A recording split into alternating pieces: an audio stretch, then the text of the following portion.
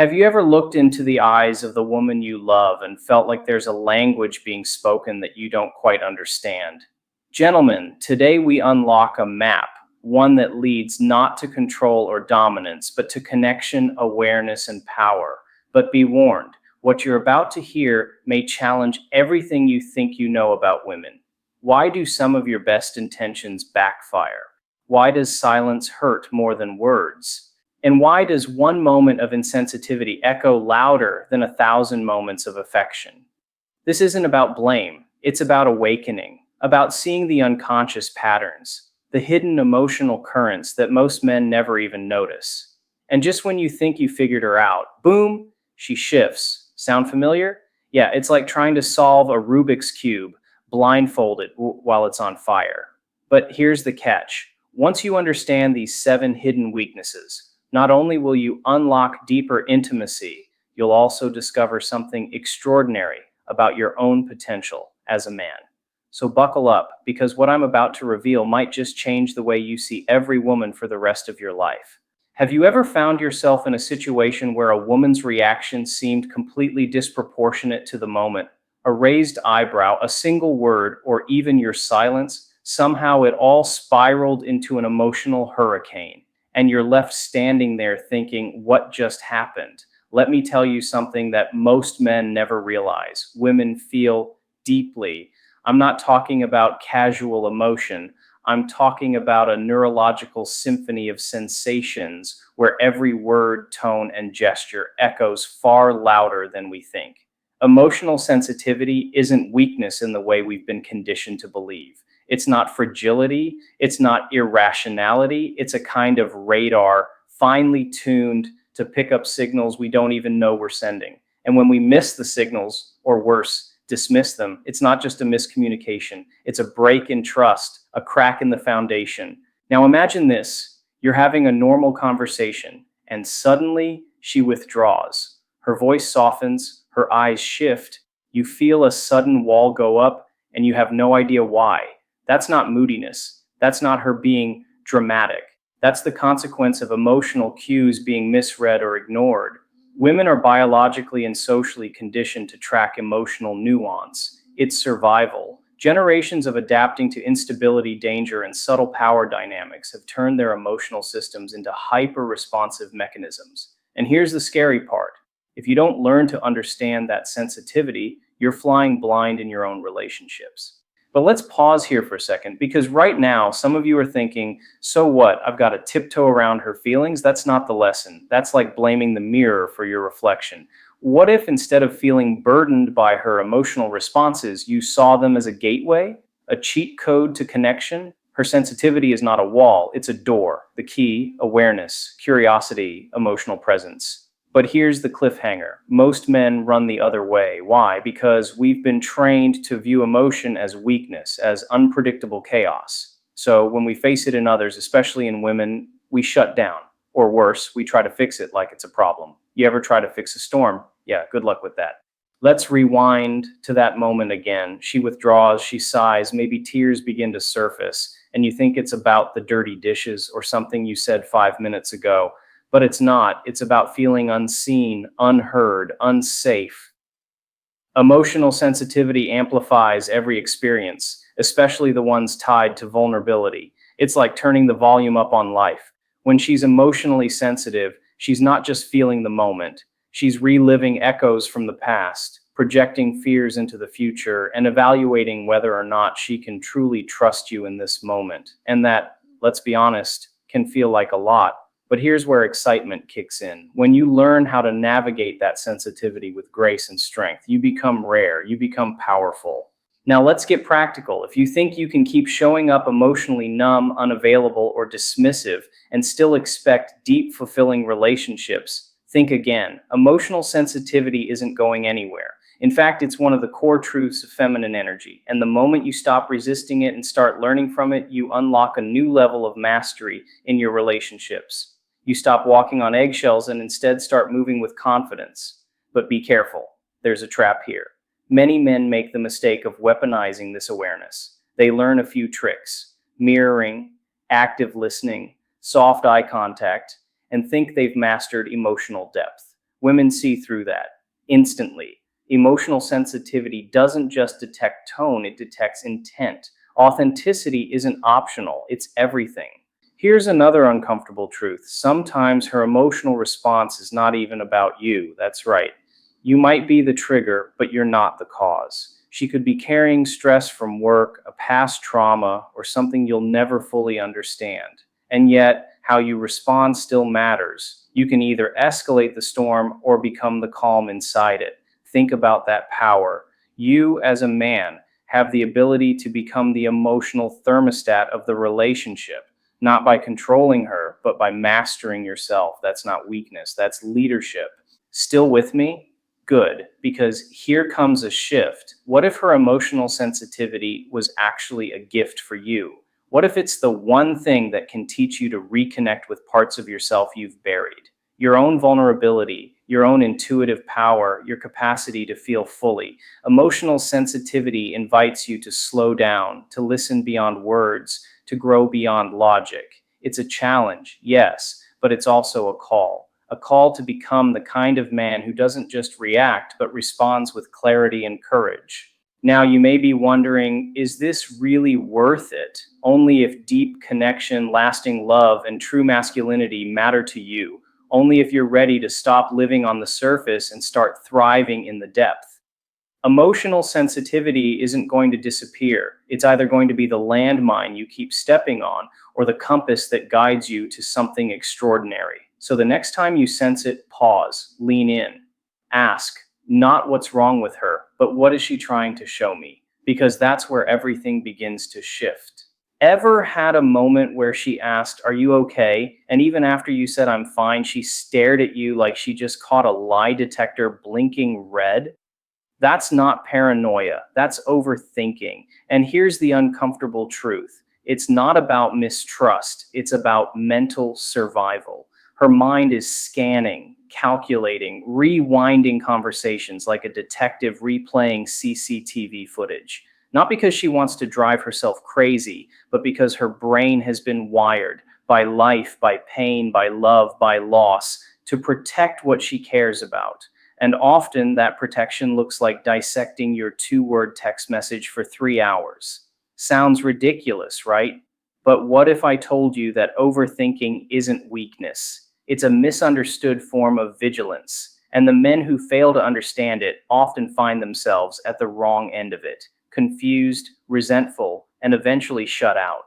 Let me ask you something. Have you ever tried falling asleep while your phone buzzes every 2 seconds? That's her mind, 24/7, buzzing, not with gossip or trivial drama, but with questions like, did I say too much? Why did his tone change? What did he mean by "we'll see"? Her brain doesn't rest when emotions are involved. And here's the twist: it's not just about you. It could be her boss's random silence at work, her best friend's delayed response, or a weird dream she had 3 nights ago that still hasn't let go. She's not obsessed, she's alert. And while you may be shrugging off small moments as nothing, her mind is building a cathedral of meaning out of every brick you drop. This is where many men get it wrong. They think she's dramatic or difficult when in truth, she's trying to make sense of a world that has often punished her for not paying attention. Now, before you tune out thinking, okay, but how is this my problem? Here's why it matters. Because if you don't understand this pattern, you'll become the villain in a story you never meant to be a part of. And worse, you won't even know what chapter you entered or what crime you committed.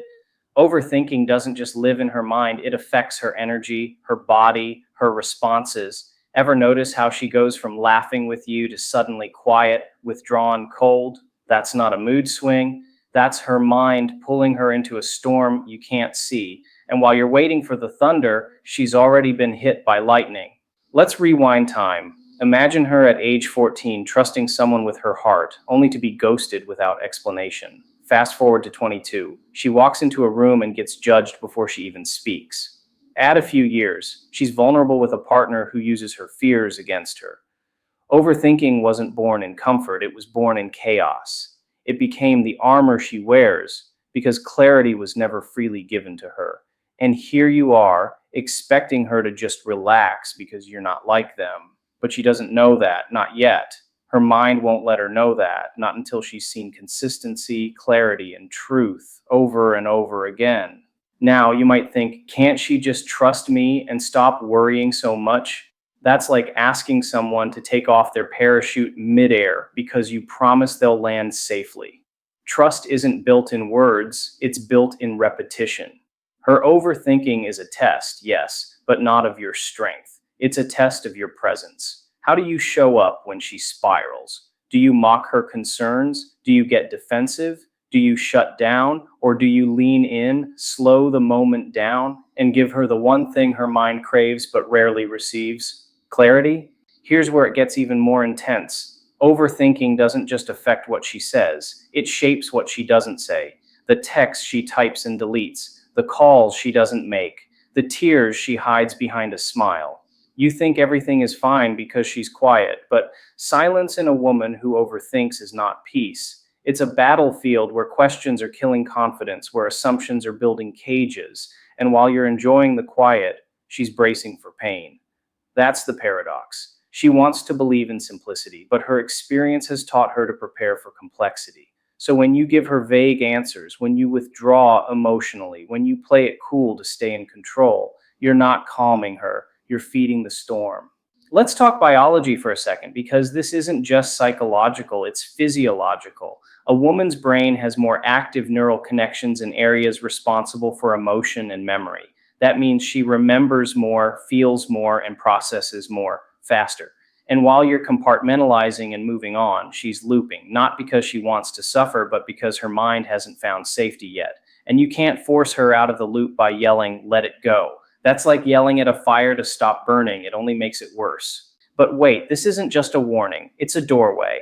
Because when a woman who overthinks finally feels understood, truly seen, something miraculous happens. The loop slows down, the questions soften, the tension dissolves. She begins to trust not just your words, but your presence. And that's where the real intimacy begins. But, and here's the kicker, most men never make it to that level because they confuse emotional complexity with irrationality.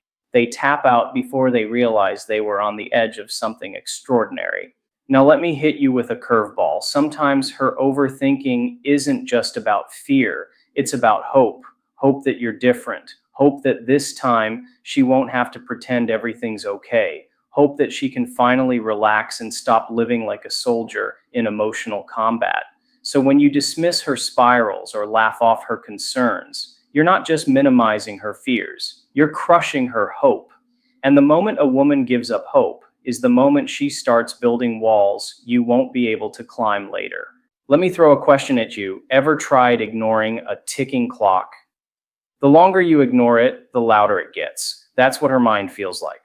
Overthinking isn't a flaw, it's a frequency. And if you don't learn how to listen to it, you'll be forever confused by her reactions. But here's what separates men who build deep, lasting relationships from those who leave behind emotional wreckage. They listen, not to respond, but to understand. They learn to recognize when she's not seeking solutions, just connection.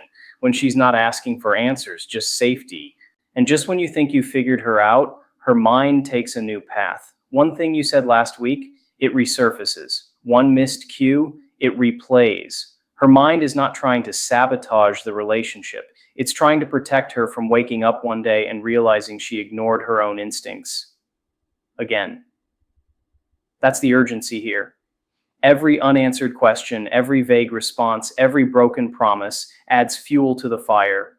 And while you're wondering what happened, she's already 5 steps ahead, building exits you won't see until she's already walked through them.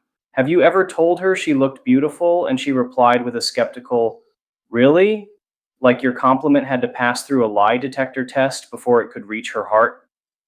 That moment right there, that hesitation, that pause, it's not about her fishing for more praise, it's deeper. It's a reflection of something wired in her, shaped by years of hidden doubt, unspoken comparisons, and unmet emotional needs. The desire for validation isn't vanity. It's not insecurity in the shallow sense. It's the craving for confirmation that she matters, that she's enough, that who she is, beneath the makeup, behind the achievements, beyond the roles she plays, is seen, felt, and appreciated.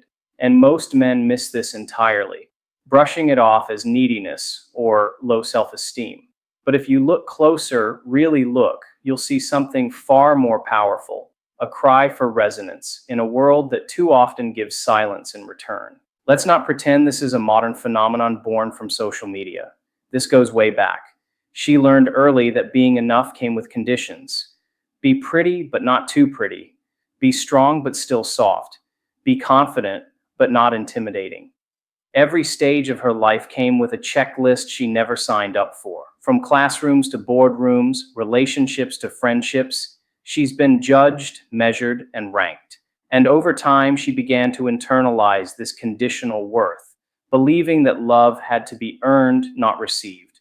So when she asks, "Do I look okay?" it's not about the dress. It's about safety. It's about needing to hear, just one more time, that she's worthy of being loved as she is, not as she performs. You might be thinking, but I told her she's amazing. Why does she need to hear it again? That's like saying, I gave the plant water last week. Why is it thirsty today? Validation isn't a one-time offering. It's a rhythm, a lifeline, not because she's weak, but because she's alive, emotionally, mentally, spiritually. And in a world that constantly tries to define her worth for her, your voice becomes either her anchor or her undoing. The words you choose, the tone you use, the silence you allow, all of it is data her mind stores, processes, replays. She's not being dramatic. She's surviving a lifetime of subtle and loud messages that told her you're only worthy when you're flawless. Now here's where it gets intense. This desire for validation doesn't just show up in romantic relationships. It shows up everywhere. She second guesses her emails at work. She replays conversations with friends. She wonders if she laughed too loud at dinner or if that silence from you last night meant something deeper. Her mind loops not because she wants attention, but because she's trying to calibrate her sense of belonging. She's trying to figure out, am I too much? Am I not enough? She walks a tightrope between being invisible and being judged, and it's exhausting, but she'll rarely show it because she's been taught to hide her need for affirmation like it's shameful, like asking to be seen is a weakness. Pause here for a second. Let's reset. When was the last time you validated someone without them asking for it? Not just complimented them, but truly acknowledged something real about who they are? Most men aren't trained in this. We're taught to fix, to analyze, to measure. But validation isn't about fixing. It's about reflecting. It's about saying, I see you, I hear you, and who you are is more than enough. That sounds simple, almost too simple, but it's rare, and rare things are powerful. Because here's the truth. A woman who constantly seeks external validation is not shallow. She's searching for a mirror that reflects her humanity, not just her surface. And yet, here's the irony. Sometimes the stronger she appears, the more validation she needs. The woman who leads, who excels, who holds it all together, often doubts herself the most. Why? Because strength is lonely. When people see her as the one who's got it all figured out, they stop checking in, they stop reassuring her, they stop reminding her that she's still allowed to be uncertain, messy, vulnerable. And she starts to believe that if she ever drops the mask, she'll lose the love she's worked so hard to earn. So she smiles, she overperforms, she shrugs it off. But inside, she's wondering if anyone would stay if she stopped being impressive for 5 minutes. Let's take it even deeper. There's a dark side to the desire for validation.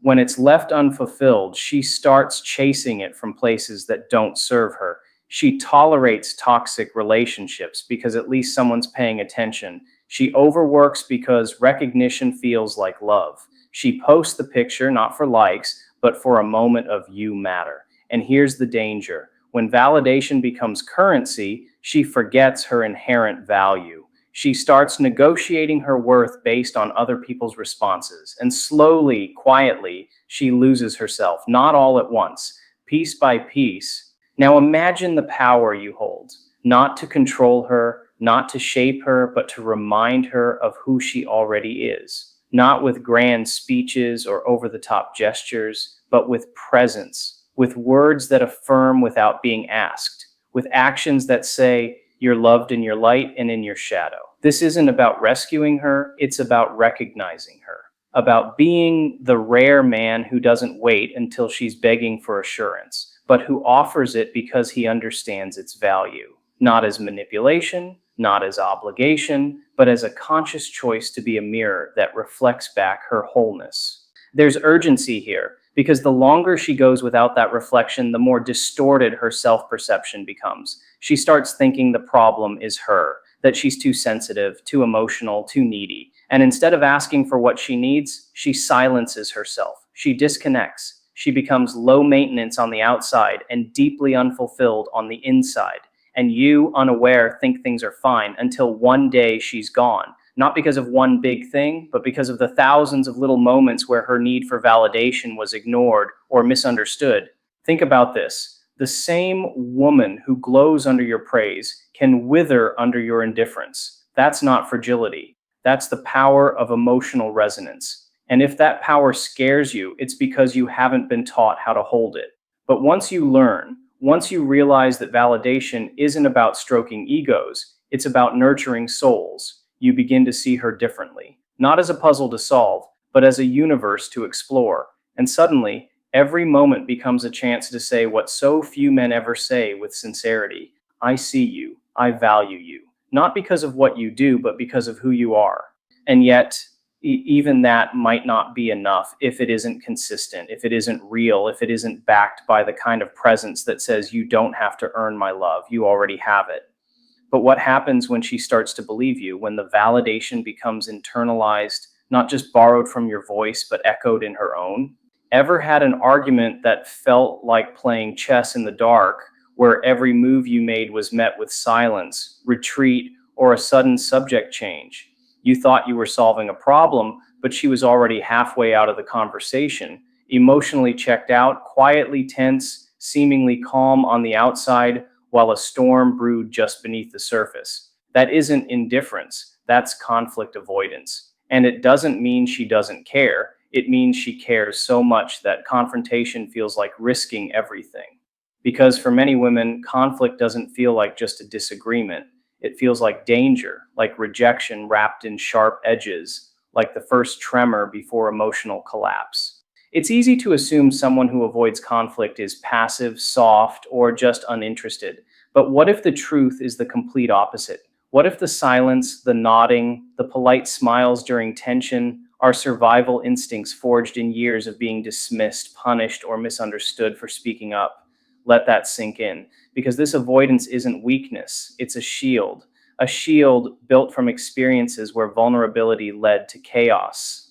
Maybe it started at home, where her voice was too loud for comfort, where questions were threats, where opinions were met with anger. Or maybe it grew over time, reinforced by relationships where peace only came when she said nothing, did nothing, became smaller than she was. You might say, but I want her to speak up. I want to fix things, and you mean it. But here's the catch. She's not just avoiding this argument. She's avoiding every unresolved pain that lives inside the idea of confrontation.